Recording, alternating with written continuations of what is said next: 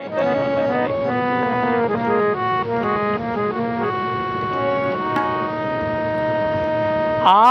सतगुरु ऐनी पहुनावा गुजराती लाइची सतगुरु ऐनी पहुनावा गुजराती लाइची देखे के भैले बहार हो गुजराती लाइची देख के भैले बहार हो गुजराती लाइची सतगुरु ऐनी पहुनावा गुजराती लाइची देख के भैले बहार हो।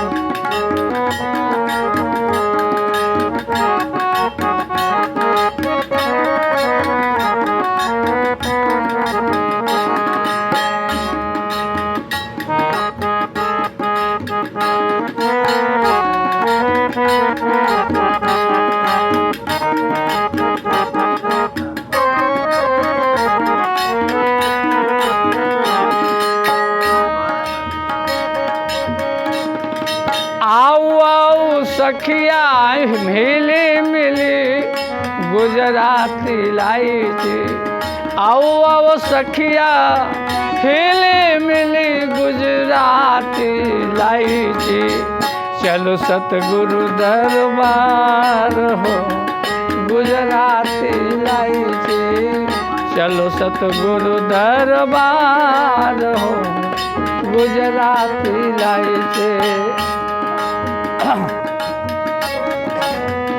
पान प्रवाना ले लेहू गुजराती लाइची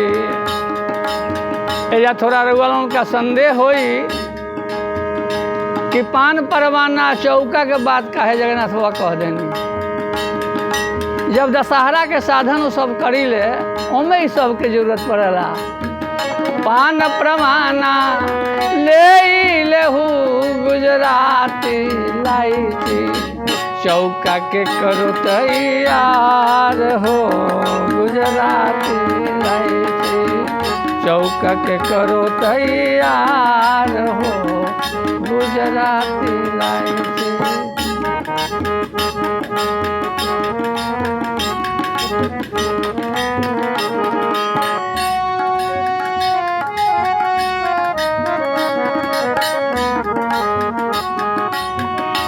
अरे आओ सखिया हिल मिली गुजराती लाइची चलो सतगुरु दरबार हो गुजराती लाइची।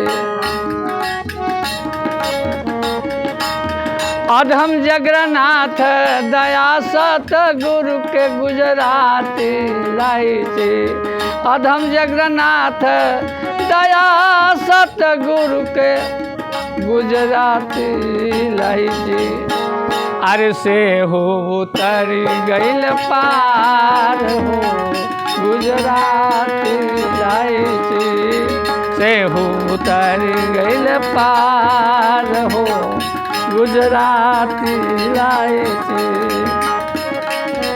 कह जगन्नाथ दया सतगुरु के गुजराती लाइची से हो उतरी गइल पार हो गुजराती लाइची से हो उतर गइल पार हो गुजराती लाइची।